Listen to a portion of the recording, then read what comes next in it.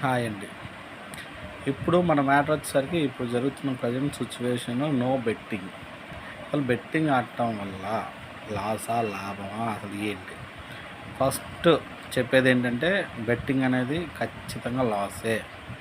ఆడకూడదు. కానీ ఎందుకు ఆడుతున్నారు? ఎందుకు లాస్ అవుతున్నారు? ఆడిన వాళ్ళు గెయిన్ అవుతున్నారా? లాస్ అవుతున్నారా? అది కూడా చెప్తాను చూడండి.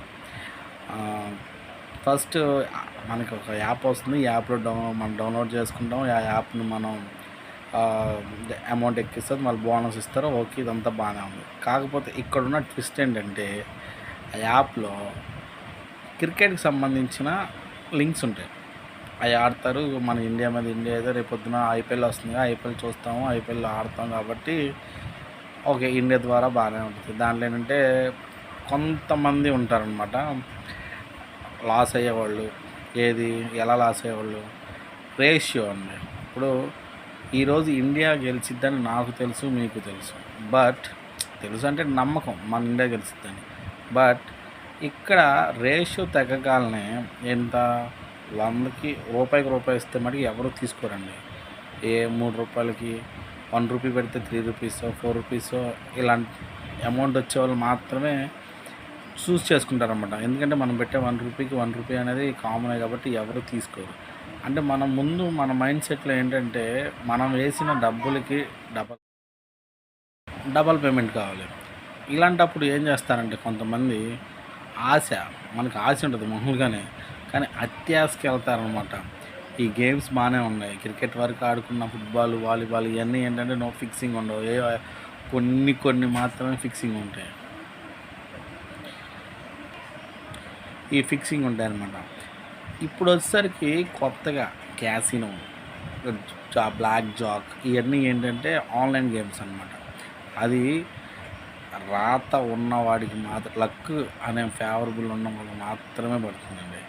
ఎందుకంటే నేను ఈ క్యాసినో ఆడతాను. క్యాసినో అంటే మీకు తెలిసి రోలెట్లోకి వచ్చేసరికి 1 రూపీ వేసామంటే 36 రూపీస్ ఇస్తాడు. అంటే కాకపోతే మనం అనుకున్న నెంబర్ మాత్రమే పడాలి. సో 36 నెంబర్స్ ఉంటాయి. ఒక వీల్ ఉంటుంది, దాని మీద బౌల్ ఉంటుంది, తిరుగుతూ ఉంటుంది. ఏ నెంబర్ మీద ఆగుద్దో అది మాత్రమే ఇక్కడ. నువ్వు ఫర్ సపోజ్ గెస్ చేస్తూ ఏదో బై ఛాన్స్ పడుతుంది. ఆ పడిన క్షణం ఏంటి, 36 రూపీస్ వస్తాయి. 1 రూపీ పెడితే 36 రూపీస్ వస్తాయి.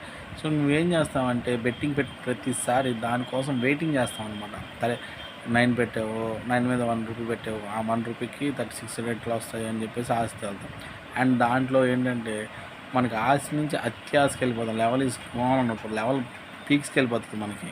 సో దానివల్ల ఈ ఆన్లైన్ గేమర్స్ కానీ ఎవరైనా సరే మన దగ్గర నుంచి డబ్బులు అనేది ఈజీగా, మనమైతే ఈజీ మనీగా మనం అనుకుంటాం, కానీ వాళ్ళు ఈజీగా గెయిన్ చేసుకోవడానికి ఒకటికి 100 గేమ్స్ అండి. లైక్ మన సంక్రాంతికి గుండాట, పెద్ద బజార్, చిన్న బజార్ అవి కూడా ఉన్నాయి దీంట్లో. పులి, మేక, టైగర్, డ్రాగన్ టైగర్ ఇలాంటివి చాలా ఉన్నాయి. నువ్వు వేసిన 1 రూపీకి 10 రూపీస్ వస్తుందంటే వాడికి ఎంత ప్రాఫిట్ వస్తుందని చూడండి. 36 మంది ఆడితే ఒక్కడే లాటరీ కొడతాడు. అట్లాగే వాడు ఆ లాటరీ కొట్టిన వాడిచ్చే 36 పైసలు 36 మందికి ఇటు కదా, 36 మీద ఎంత వస్తే తెలియదు. కాబట్టి ఇటువంటి చిన్న వాటికి కూడా చాలామంది అట్రాక్ట్ అయిపోవడం వల్ల ఈ ఆన్లైన్ గేమ్స్లోనే ఎక్కువ పోగొట్టుకున్నారు. ఎవరినైనా అడగండి, క్రికెట్ బెట్టింగ్ కంటే ఆన్లైన్ బెట్టింగ్ ఆడిన వాళ్ళే చాలామంది ఇలా వాళ్ళ లోకల్ యాప్స్ ఉంటాయి. కొన్ని ఫిక్సింగ్ ఉంటాయి. కొన్ని ఏంటంటే పడిన నెంబరే పడిపోతూ ఉంటుంది. కొన్నిసార్లు అంటే పడదు. మనకేంటంటే క్రికెట్లో అయితే ఇప్పుడు 6 బాల్కి 6. ఇప్పుడు సచిన్ ఉన్నాడు, లేకపోతే ఫర్ సపోజ్ రోహిత్ శర్మ ఉన్నాడు, పవర్ ప్లేలో 56 కొడతాడు, 50 కొడతాడు, లేకపోతే ఆయన ఉన్నాడు ఒక 6 4 కొడతాడు. కాబట్టి ఇలా ఎవరైనా సరే అట్రాక్ట్ అయిపోయి దానివల్ల